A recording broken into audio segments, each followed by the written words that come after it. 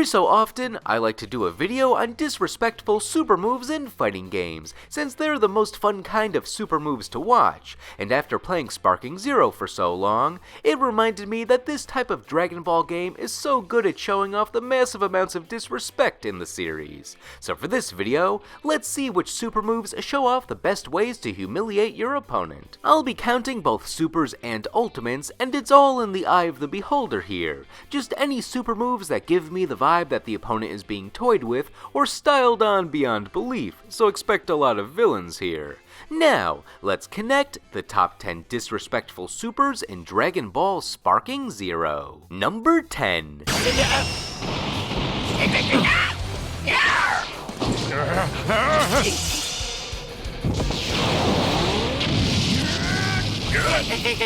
Ever since I started doing the disrespectful super move videos, I've wanted to include the Cyberman Ultimate from the Budokai Tenkaichi and Raging Blast games, which is the classic self-destruct, but the cutscene ends with the opponent doing the infamous Yamcha death pose, making this the funniest when it's used on the strongest characters in the game. I've always had a different Dragon Ball fighting game entry on the other disrespectful lists blocking Cyberman's place, so I came into this list ready to put Cyberman on it before I even saw the super, since I assumed it would have been the same as the old self-destruct supers. So when I watched this super for the first time in Sparking Zero, I was ready for that death pose, but then it was just the normal fall down motion. Oh, that's disappointing. While I was ready to give up on the appeal of the super right there, I realized that they actually exchanged one Yamcha meme pose for another. When the Cyberman explodes, the opponent is doing the lesser seen Yamcha mid-explosion pose, where Yamcha is watching in shock as his hair is blown upwards. This super also indirectly pointed out to me that this angle is rarely ever seen when referencing this moment.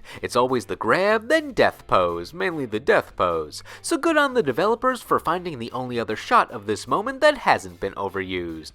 Because they could still capture Yamcha's humiliation on the opponent, I'll consider it disrespectful. And to be fair, some of the faces your opponents make are hilarious when they realize they're about to explode. Honestly, they're probably better than the death pose since they're so animated. Even characters on par with the strength of gods still widen their eyes in shock at the Cybermen. I've never seen some of these characters so scared. Their faces are enough humiliation to make playing as a Cyberman worth it. No!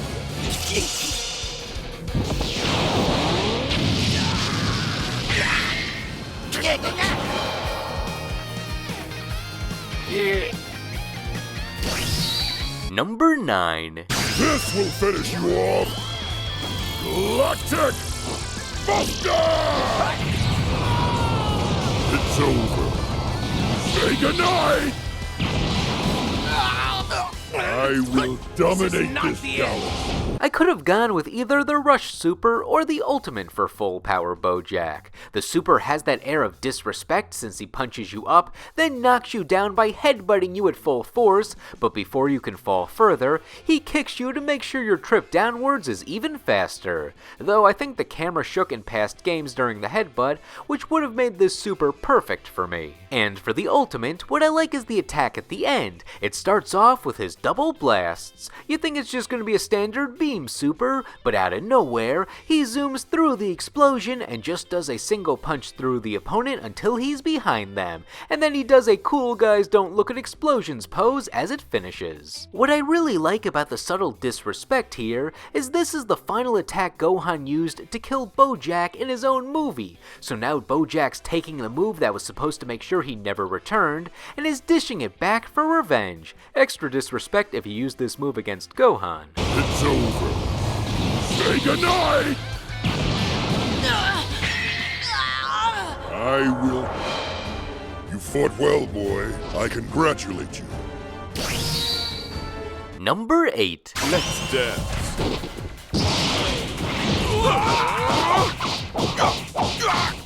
It's right here.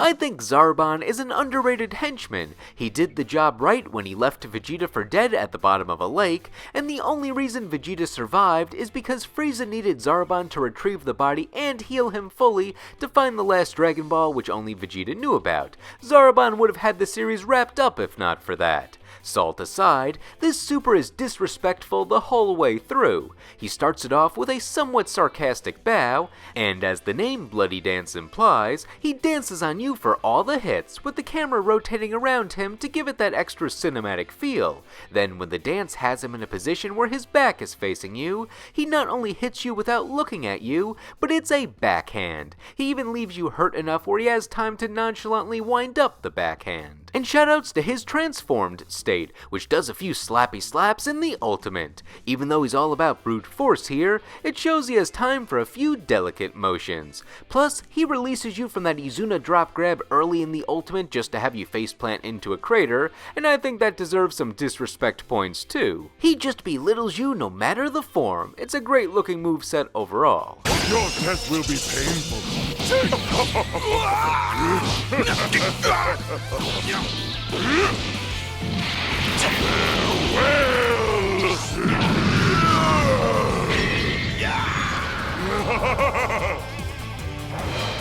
In this form, I am unstoppable. Number 7. You're dead meat.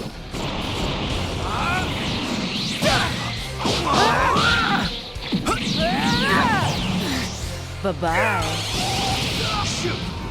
On my original disrespectful super moves list, I praised 18's ultimate in the Raging Blast games for having one of the coolest endings, where after a nonchalant beatdown, she kicks you while you're down and walks away, but does the smoothest behind the back finger beam as she turns her back to the opponent. Her ultimate here retains that same vibe, but expedites the process a bit, which I get. We've got places to be, rematches to have, so they're both great in different ways, while having an ending that stings regardless. In Sparking Zero, she does the nonchalant hits faster with a nice knee to the face before the finale, and instead of throwing you to the ground and kicking you, she spins you at a high speed with a cinematic slowdown right as your face is at peak humiliation in front of the camera. And as she throws you away, my favorite, the behind the back finger beam makes a return, where she's positioned away from you for that extra bit of swag. It's actually an over the shoulder motion this time to change things up, with a sarcastic bye-bye to boot. She is ready to fire off that finger beam.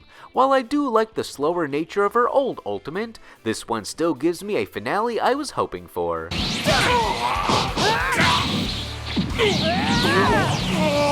Bye-bye.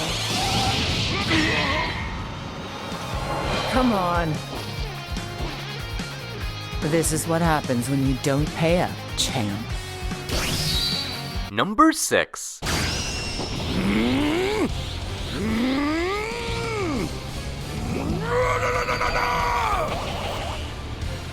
Forward, ghosties! What?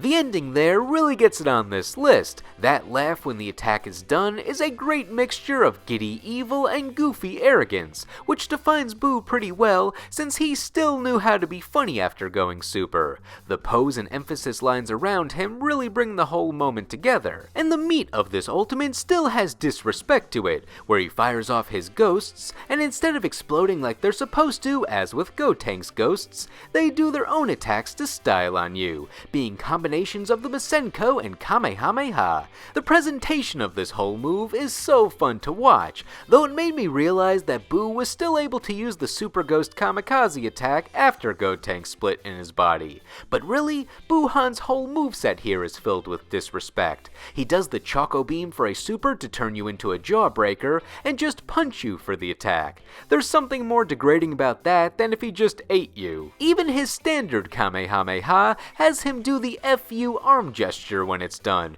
which I'm pretty sure is based on when he actually gave the middle finger in the anime. So overall, Boo-han is overflowing with disrespect and is the master of posing, of the characters not based around Sentai.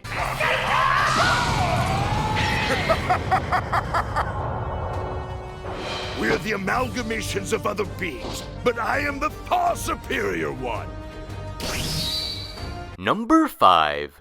Let's play for a bit. Too slow.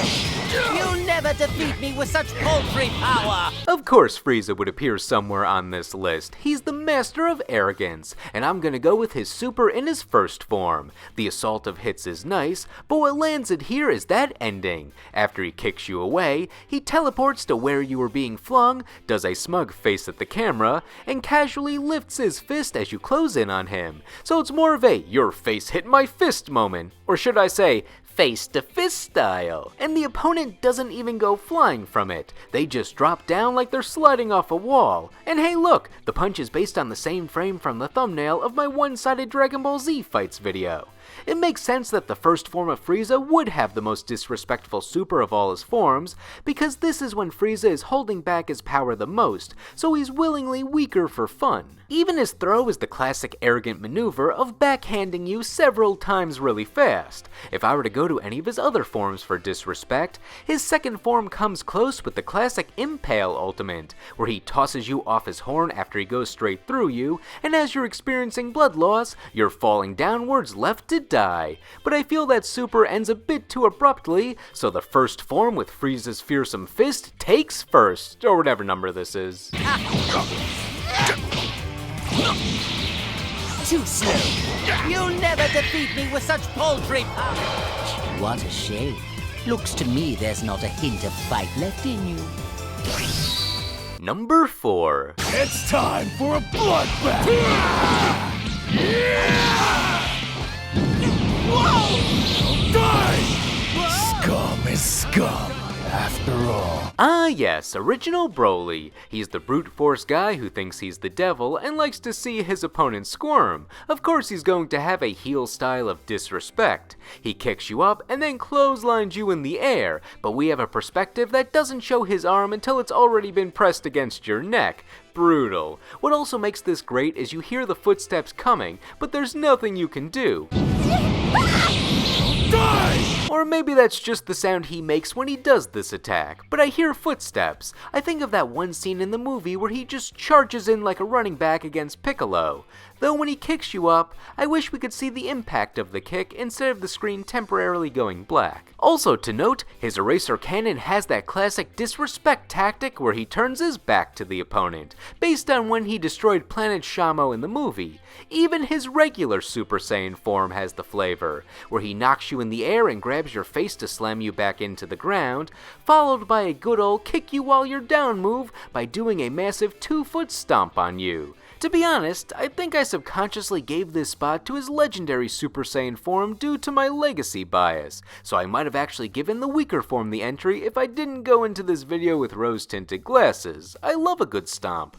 But the sheer look of shock you force your opponent to make before the clothesline in the legendary Super Saiyan Super is ultimate humiliation, right? You know what? Screw it. It's a tie. Both supers are great.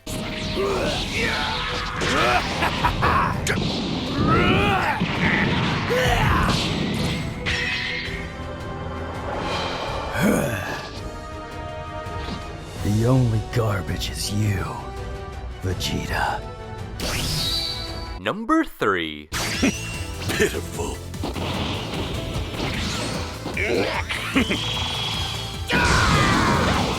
The startup of this super definitely gets my attention, but my love for this attack is so attached to how it was used in the manga and anime. This is when Vegeta fought Pui Pui, one of my favorite gag fights. 10 times Earth's gravity, isn't that impressive? Yeah, sure. It plays it straight with the self-awareness. With Pui Pui being set up to be knocked down easily, Vegeta defeats him by just goofing around. He does a boxing stance and kills him in humiliating fashion, which this super copies. The boxing stance is a great "I'm not taking you seriously" indication. And then he disrespects you by doing a serious fly-in, only to stop abruptly with his hands in front of you as he slowly charges some ki to blast you point blank. Not only that, but as the opponent looks down to see what he's doing, he looks up with this smirk that holds so much smugness. He knows he gotcha. And this is the exact choreography against Pui Pui. This move was designed to mock a weak opponent for not being able to keep up, so if he's using it against against you, well, I think you get the implication. The little smile is underrated. Whenever Vegeta has a devious happy face on, it's for an overconfident moment, whether it works like the Zarbon rematch kill shot or not, see the famous thumb point. Luckily, it didn't backfire here. Good on base form Buu Saga Vegeta for having this unexpected gem of a super.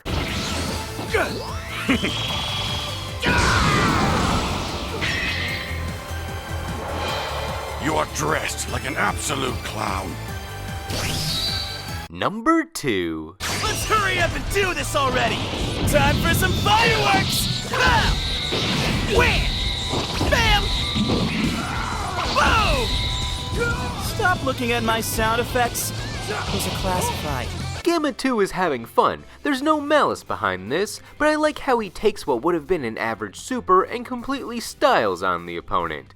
Each hit has him announce his own sound effects, and based on his line at the end telling us to stop looking at his sound effects, I guess he manifests them in some way. That's just a great line. I was already thinking about putting this super on the list, but that quote cemented it. Even without the sound effects, he does the classic disrespectful move of a behind the back motion where he positions himself where he's facing away for the final hit, so he can just elbow you in the gut without turning around. But still, the sound effects easily make it one of the best super moves in the game based on visuals. My only complaint is for the English version. The sound effects Gamma 2 says are different from the visuals. I'm not sure why he doesn't just say the exact onomatopoeia like in Japanese. I love his English voice, but it's a bit distracting when he's saying wham but Bishi is displayed on screen.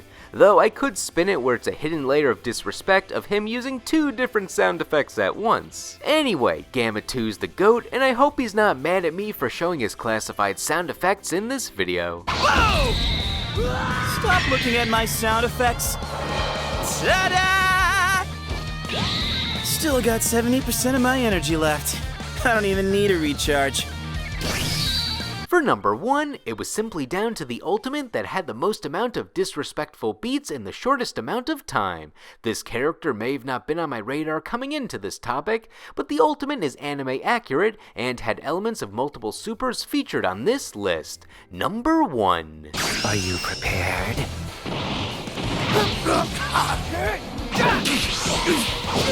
What? Victory is mine. Die! Absolutely pathetic. I could never tell how popular the Tree of Might movie was with the fan base. It seemed better than most of the other Dragon Ball movies, but its villain did not get as much franchise representation after the fact compared to guys like Broly or Cooler or Bardock if TV specials also count. However, Tree of Might was an iconic movie to me. They played it on Toonami a lot, the henchmen were creative enough, you still got to see the rest of the original Dragon Team fight, and the original dub that had the Ocean cast was unrestricted for one of the rare times, so we could hear Peter Calamus' true potential as Goku. And hey, Turles as a lead villain was fun in how ruthless he was. But for how iconic the movie was to me, I did not come into this thinking Turles would have the moves for the top of this list. He wastes no time. Painful gut punch upwards, then a superfluous flip to kick you down with his knee, followed by an unnecessary catch with his knee to prevent you from hitting the ground, then an overhead slam to make you hit the ground anyway, and while the body is still in recoil from impact on the ground, he steps on your head to stop you fully, and then declares victory as he pretty much does a point-blank blast that encompasses the whole area. He essentially kicks you while you're down, blasts you while you're down, and prevents you from hitting the ground in the first place before he decides, nah, I need you to be grounded, I want to kick you when you're down. And there's something about him aiming for the head with that stomp that feels way more disrespectful than if he aimed for any other part of the body with it, except maybe the balls. Plus, the effect on that beam expanding adds to the brutality. And as I mentioned, this is accurate to the movie. It even got me to go back and watch the fight again. I guess I've been sleeping on Turles all these years regarding some of the best Dragon Ball beatdowns. Gotta remember that for future lists. So for stomping on heads since 1990 and bringing it back to the modern era of Dragon Ball, Turles brings the most disrespect to Sparking Zero.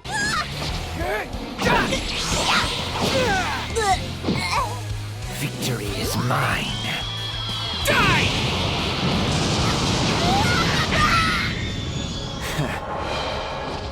You're a tough one. I see there's no need to hold back against you. Now, what did you think? Did all these fighters show the proper levels of disrespect, or are there ruder characters on the roster? And what are some of your favorite supers and ultimates that bring the disrespect? Whether I discussed them or not, let me know in the comments. Anyway, thank you all for watching, and I will see you in the next video.